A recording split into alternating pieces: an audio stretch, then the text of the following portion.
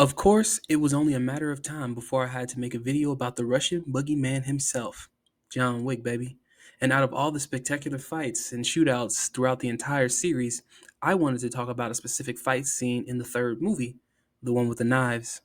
So we start off with John on the run, and no shit, John is always on the run. But this time, his attackers chase him down into what looks to be an antique weapons museum. Of course, the fight doesn't start off with knives. No, that'd be too easy. Instead, John has to go through a series of quick time events in order to fix the displayed gun and fire exactly one round. Honestly, I never understood why he just didn't keep running away. He had a hell of a good head start. Either way, the assassins catch up to him and the fight ensues. Now, what really gets me about the fights in the John Wick movies, and this fight in particular, is the realness of the violence. Each and every move that the actors do are actual moves that you could learn by studying martial arts in the real world.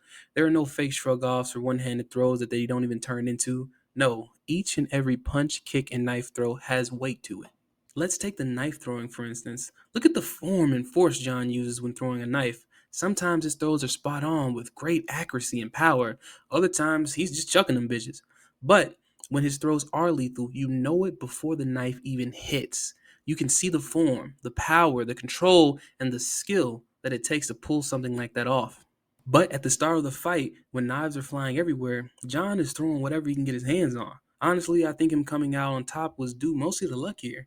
Any one of those knives could have ended him in a bad way, and his frantic throws tell us as much.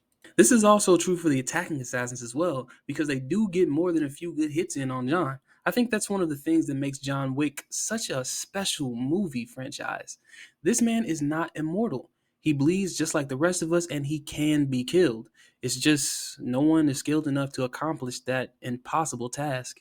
The respect that the other assassins are shown is amazing as well. Very few assassins in the entire series are cannon fodder. Every one of them has a chance to end John every time they step toe to toe with him.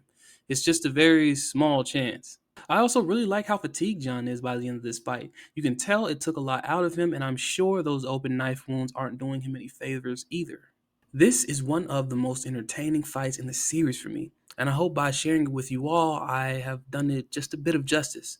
But is this the best fight in movie history? Perhaps. Tell me what you think in the comments. Peace.